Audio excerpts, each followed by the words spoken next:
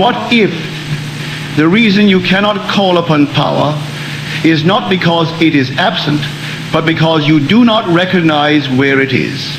You have been told to believe, to have faith, to call upon something greater, and yet there is a quiet contradiction hidden inside that instruction. Because how can you truly call upon something if you do not believe in it? And how can you believe in something you have never truly encountered? So the problem is not lack of faith, it is misdirection of faith, because you have been taught to look outward, to place power somewhere beyond yourself, to imagine that God is something separate, something distant, something you must reach. And in doing so, you have unknowingly created distance between yourself and the only power that exists. Because the truth is far more direct. Faith in God is measured by your confidence in yourself. Not the self you describe socially. Not the self defined by circumstances. But the self that says, I am. Because I am is not a phrase. It is identity. It is the name. It is the source. So when you say God and you feel something outside of you, you're not referring to the true source. You're referring to an idea, a projection, a concept shaped by habit. And no concept can create, only identity can. So now everything becomes very precise. You cannot call upon what you do not believe in. And if you do not believe in yourself, not the surface self, but the deeper I am, then every prayer becomes divided. Every desire becomes distant. Every attempt becomes effort instead of expression. So again, quietly, what do you actually believe when you say I am? Because whatever follows that becomes your reality. Not symbolically, functionally. Because I am is not describing your life. It is defining it. And this is why the entire structure must shift, not in what you want, but in where you begin. Because if you begin from separation, everything becomes struggle. If you begin from identity, everything becomes natural. So the question is no longer, can I get this? It becomes, can I assume I already am this? Because assumption is the only form of calling that works. You do not call outward. You call inward by becoming. So if you want something, you do not ask for it as something separate. You do not wait for it. You do not hope for it. You assume the feeling of already being it. And in that assumption, you are not requesting. You are activating. Because the only true God you can call upon is your own awareness of being. And awareness does not respond to words. It responds to identity. So if you assume you are lacking, it expresses lack. If you assume you are incomplete, it expresses delay. If you assume you are already fulfilled, it expresses completion. Not because something grants it, but because nothing can contradict what you are being. So now, something becomes unavoidable. You are always calling upon God. The only question is, from which identity? Because you are never not assuming. You are never not being something. You are never not defining yourself. So the process is already happening. The only shift is becoming aware of it and choosing. So if someone asks you, what is the most important thing about you? There is only one answer. Not what you have, not what you do, not what you achieved, but what you are. I am. Because before anything else can exist, that must exist first. And everything else comes after. So if you place anything above that, you reverse the order. You place the created above the creator. You define yourself by what you have, instead of understanding that what you have comes from what you are. And that reversal is the source of all struggle. So now, everything returns to one point. I am. Not as words, as awareness, as identity, as cause. And from that point, everything else becomes possible. Not by effort, but by assumption. Because the moment you know what you are, you no longer ask, you become, and once you begin to see that I am is not just a statement, but the source, something else becomes clear. You are not being asked to believe harder. You are not being asked to convince yourself of something unreal. You are being asked to notice what you are already doing, because you are already assuming, already imagining, already defining yourself moment by moment. The only difference is you have been doing it unconsciously. So the shift is not about learning something new. It is about becoming aware of what is already happening and directing it. Because right now, even without trying, you are imagining your life. You are rehearsing conversations. You are anticipating outcomes. You are feeling into possibilities. But most of the time, you are doing it from a state you did not choose. A state you inherited. A state you repeated. A state you never questioned. And that state has been creating for you. So now the process becomes very exact. You do not need to start imagining. You need to start choosing from where you imagine. Because imagining from lack produces lack. Imagining from fear produces delay. Imagining from fulfillment produces completion. So again, quietly, are you imagining from the state of wanting or from the state of being? Because those are not the same. Wanting keeps it distant. Being makes it present. And presence is what creates. So when you imagine something, do not stand outside of it. Do not look at it as something separate. Do not observe it as a possibility. Enter it. Feel it. Become it. Because imagination is not a screen. It is a space. And that space is where identity is formed. So if you want to be something, you must experience it internally as real, not as a future event, not as something that might happen, but as something that already is, right now. And this is where most people hesitate, because they're willing to think about it, but not to feel it. They're willing to visualize, but not to embody. They remain outside, describing the state instead of entering it. And that distance is why nothing changes, because reality does not respond to what you think about. It responds to what you are being. So if you want to call upon this power, you do not ask. You assume. You take on the feeling. You dwell in it. And you remain not perfectly, but consistently, because consistency stabilizes identity. And identity produces reality. So if you assume you are already successful, how would that feel? Not in theory, not in explanation, but in experience. Would there be tension? Would there be doubt? Would there be urgency? Or would there be calm? Certainty, stillness. Then that is the state. And that is what you must return to again and again. Not to force it, but to remember it. Because the moment you feel it, even briefly, you have touched it. And once you have touched it, you know it is real. So now, the work becomes very simple. Not easy, but simple. You choose the state. You enter it. You feel it. And you return to it whenever you leave it. Because you will leave it.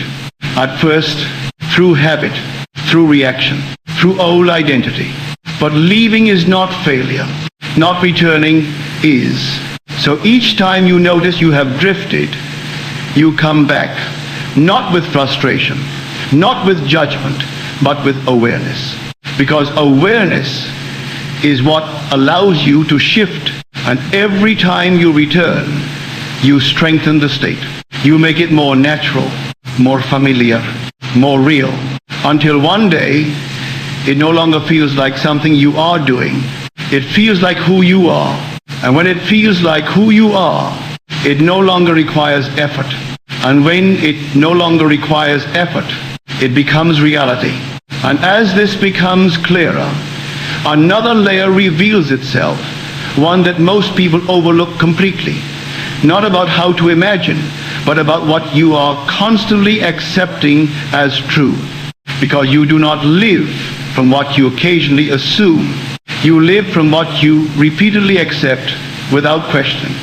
And that acceptance is quiet, automatic, almost invisible. It happens when you react to what you see, when you agree with appearances, when you let the outer world define what is possible and what is not. And in those moments, you are not just observing reality, you are agreeing with it. And agreement is creation. So now, something very direct must be seen. You are not influenced by the world. You are continuously accepting it or redefining it. And whichever you do more consistently becomes your experience. Because imagination does not argue with facts. It absorbs what you accept. So if you see something you do not like, and you emotionally agree with it, dwell on it, repeat it internally, you are not being realistic. You are reinforcing it. And reinforcement is what gives it continuity. So again, quietly, are you observing what is, or are you accepting it as final? Because those are not the same. Observation allows awareness. Acceptance fixes identity. And identity produces reality. So if you want something to change, you cannot remain in agreement with what currently is. Not by denying it forcefully, not by pretending it does not exist, but by refusing to accept it as the final definition. You see it, but you do not become it. You experience it, but you do not identify with it. Because identification is the only thing that gives it power over you. And once you stop identifying, something shifts. You begin to feel a subtle separation, not from reality itself, but from your automatic reaction to it. And in that space, you gain choice. The choice to return to your state. The choice to remain in what you have assumed, even when appearances suggest otherwise. And this is where discipline becomes real. Not as effort, but as refusal. A quiet refusal to let the outer world define your inner state. A steady commitment to what you have already accepted as true within. Because what you accept within must eventually express without, not immediately, but inevitably. So the process becomes even more refined. You are no longer just imagining at certain moments. You are becoming aware of your inner agreement throughout the day. What you accept, what you repeat, what you dwell in, because all of it matters. Not equally, but cumulatively, and cumulative assumption becomes reality. So if you assume something for 5 minutes and then spend the rest of the day contradicting it, the contradiction wins. Not because it is stronger, but because it is more consistent. Consistency is what gives anything power. So now the question becomes very precise. What are you consistently agreeing with? Because that is what you are becoming. Not what you say once. Not what you try occasionally. But what you return to automatically. And this is why awareness is everything. Because without awareness, you continue repeating the same state, the same identity, the same outcomes, while believing you are trying to change. But once you become aware, you interrupt that pattern, not by force, but by choosing again, and again, and again, until the new state becomes the default. And when it becomes the default, it becomes your life. And once you stop agreeing with appearances, something begins to move, quietly, almost imperceptibly at first, not in the way you expect, not as an immediate result you can point to, but as a shift in the pattern of events themselves. Because when the state changes, the sequence must change. And that sequence is what carries you from where you are to what you have assumed. But here is where most people misunderstand the process. They assume that if the state is real, the result must appear instantly. And when it does not, they begin to question, to doubt, to check. And in that checking, they return to the old state. Not because anything failed, but because they left So now something must be understood very clearly. Reality does not reorganize all at once. It unfolds step by step through events, through people, through movements that may not look related at all. And this unfolding is not random. It is structured. It is precise. It is aligned with what you are being. So again, quietly, are you trying to see the result, or are you allowing the process? Because trying to see it pulls you back into doubt.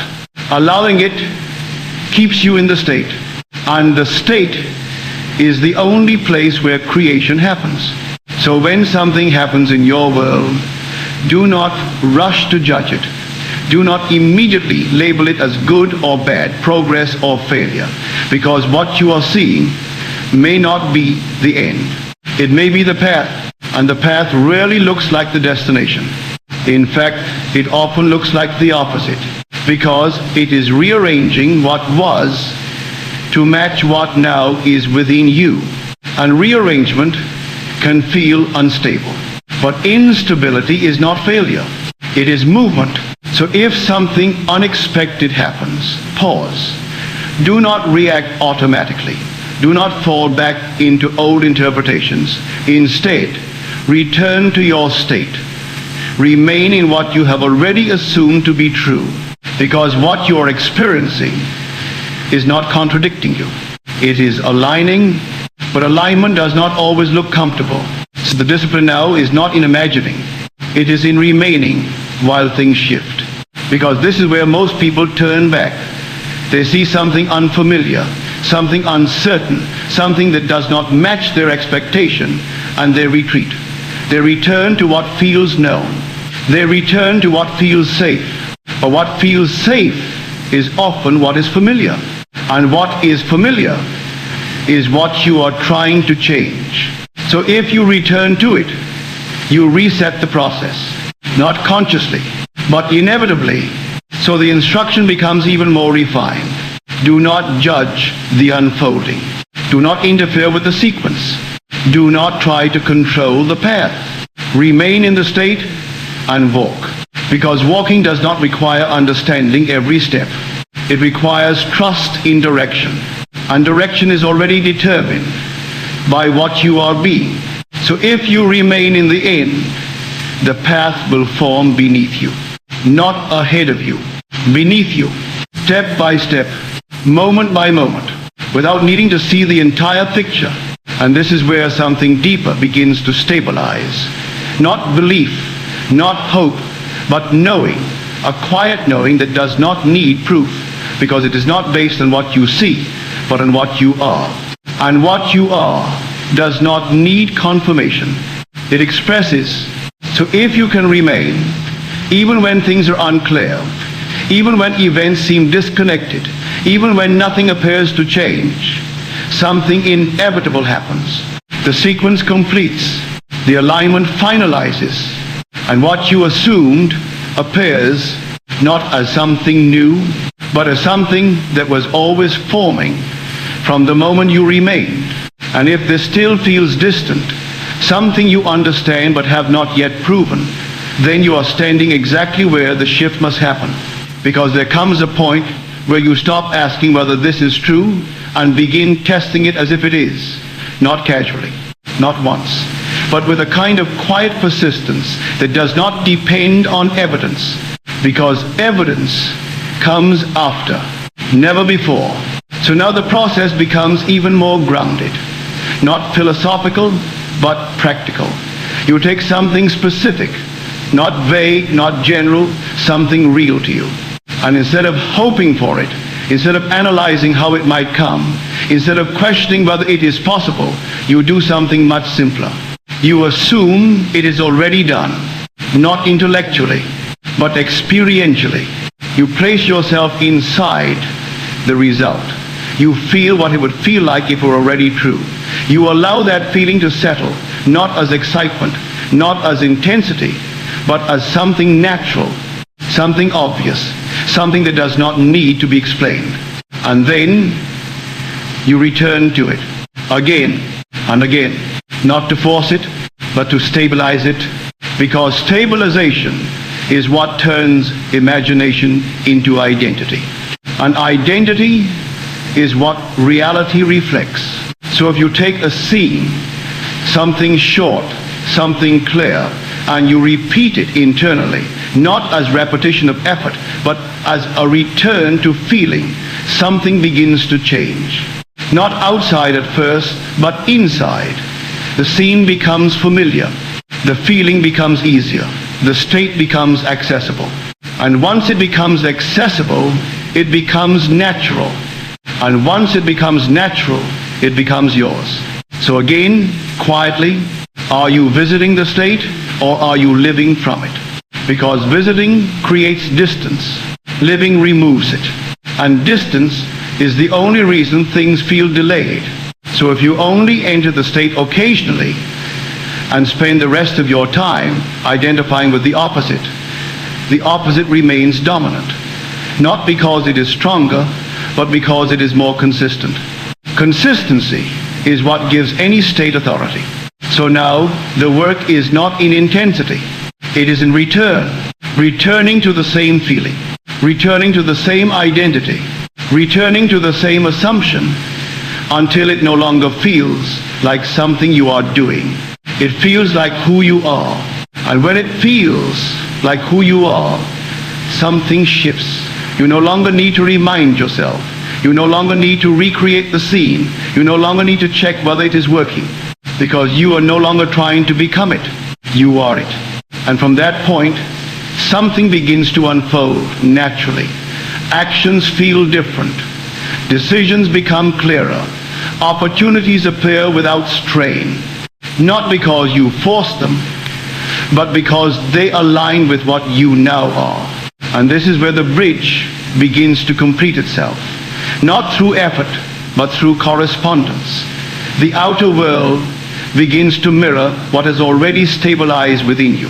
So if nothing changes immediately, remain. If something unexpected happens, remain. If doubt appears, return. Because the only thing that interrupts the process is leaving the state. Not time, not circumstance, not other people, only your identification. So if you can remain, even quietly, even imperfectly, something inevitable happens. The imagined becomes familiar. The familiar becomes natural. The natural becomes real. And what once felt like something you were trying to achieve becomes something you simply are. And as this becomes stable, something even deeper begins to reveal itself. Not about how to get what you want, but about why anything appears at all. Because at some point, if you remain long enough in awareness, you begin to notice a pattern that cannot be ignored. Nothing comes from the outside. It always comes from within. Not symbolically, not philosophically, functionally. Because everything you experience is shaped by the state you occupy. Not occasionally, not partially, but completely. And once you see that clearly, even once, the entire idea of changing the world begins to collapse. Because there is no world to change. Only a reflection to understand. And this is where the shift becomes absolute. You are no longer trying to fix circumstances, adjust outcomes, or control events. You are no longer asking, why is this happening to me? Because that question assumes separation. Instead, you begin asking, what am I being that produces this? And that question changes everything. Because it returns you to the source, not outside, within. So if something appears in your world that feels unwanted, the response is no longer reaction. It is recognition. Recognition that what you are seeing is not independent. It is expressive. It is showing you something about the state you have been occupying. And once you recognize that, you are no longer trapped in it. Because you are no longer trying to fight the reflection. You are changing the source. And the source is always your identity. So again, quietly, are you trying to change what you see, or are you willing to change what you are? Because trying to change what you see keeps you in effect. Changing what you are returns you to cause. And cause is where all power exists. So if you assume yourself to be rejected, you will find rejection. If you assume yourself to be uncertain, you will find instability. If you assume yourself to be complete, you will begin to experience wholeness. Not because the world decides, but because the world reflects. So the mirror does not choose. It reveals, and whatever stands before it appears. So if you want to change what appears, you do not touch the mirror. You change what stands before it, and that is you, not the outer version, the inner state. So the process becomes even simpler and at the same time more demanding, because now there is nowhere to hide, no external cause to blame, no situation to fix first. Everything leads back to one point. What are you being? Because what you are being is what you are seeing. And if you remain in that awareness, something begins to stabilize even further. A sense of responsibility, not as burden, but as clarity. You begin to realize that nothing is fixed, nothing is permanent, nothing is outside your reach, because nothing is outside your state. And that realization is freedom, not the freedom to control everything instantly, but the freedom to change the only thing that matters, yourself. And once you change that, everything else must follow. Not by force, but by reflection. And when this is no longer something you practice, but something you recognize, identity begins to settle in a way that no longer feels temporary. Not something you enter and exit, not something you try to hold, but something that quietly remains, even when you are not thinking about it. Because what was once effort becomes nature. And this is the point where everything simplifies again. Not because there is less happening, but because you are no longer divided inside.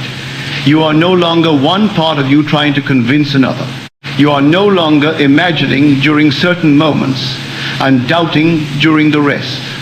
The movement becomes unified. You think from it, you feel from it, you respond from it. And because of that, you remain. So now the question changes one final time. Not, can I hold the state? But am I willing to be this without interruption? Because interruption is the only thing that delays expression. Not doubt itself, not the appearance of contradiction, but your decision to leave the state when those things appear. Because leaving is not caused by the world. It is caused by identification. So if something happens that does not match your assumption, you have a choice. Not to fight it, not to deny it, but to decide whether you will return to the old identity or remain in the new one. And that decision is everything, because identity is not what you feel once. It is what you remain in when challenged. So again, quietly, are you the one who reacts or the one who remains? Because reaction returns you to the past. Remaining moves you into what you have chosen.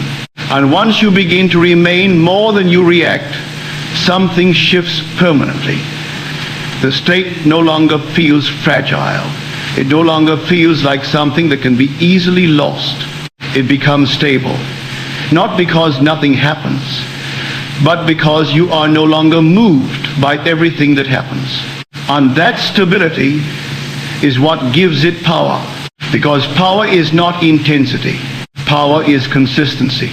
So if you are consistent, even quietly, even without force, even without visible change, something inevitable begins to form. Not in your imagination, but in your life. Because what you are being cannot remain unseen forever. It must express, not because you push it, but because it is natural for it to do so. So now, the process is complete in its structure. You have moved from trying to choosing, from choosing to remaining, from remaining to being.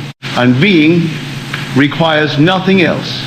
No effort, no repetition, no checking. Because once you are, there is nothing left to maintain. You are not holding the state. The state is holding you. And from that place, everything unfolds without resistance. Actions become aligned. Decisions become clear. Opportunities appear without strain. Not because you are searching for them, but because they belong to who you are now. And this is where identity becomes reality, not gradually, but inevitably, because there is no longer a gap between what you are and what you experience. And when there is no gap, there is no delay. And then, without effort, without announcement, without any dramatic moment you can point to, something ends. Not your desire, not your journey, but the struggle you once associated with both. Because the moment you stop leaving the state, the entire idea of getting there dissolves. You are no longer moving toward anything. You are no longer waiting for anything. You are no longer measuring anything, because there is nowhere else to go. You are already there. And this is where the final misunderstanding falls away. You were never trying to create reality. You were never trying to attract something into your life. You were never trying to change the world. You were learning to stop separating yourself from it, because separation was the only delay. Not time, not process, not circumstances, only the belief that what you are and what you desire were different things. But now that division is gone. And when it is gone, everything becomes still, not empty, not inactive, but complete, because completeness is not something you achieve. It is something you recognize when you stop looking for it. So again, quietly, if nothing changed from this moment forward, would you still remain? Because that is the final threshold. If you still need change, you are still depending on the world. If you can remain without it, you have already become what you sought. And becoming is what creates. So now the process collapses into its simplest form. You are not imagining to make something happen. You are imagining because it is already true. You are not feeling to convince yourself. You are feeling because that is who you are. You are not remaining to get a result. You are remaining because there's nowhere else to go. And from that place, something irreversible takes hold. A kind of quiet certainty that does not need reinforcement. A knowing that does not seek confirmation. A stillness that is not waiting for movement. Because it is the source of it. And once you live from that, everything else organizes itself around you. Not because you control it, not because you force it, but because it cannot reflect anything other than what you are being. So nothing is delayed, nothing is missing, nothing is outside of you. There's only one movement, being, and being is now, always now. So whatever you accept as true in this moment is what you are, and what you are is what appears. Not eventually, but inevitably, because reality does not resist you, it reflects you. So in the end, nothing was ever withheld. Nothing was ever separate. Nothing was ever waiting. You were never trying to become the one who has it. You were learning to remain as the one who already is. And when you remain, everything appears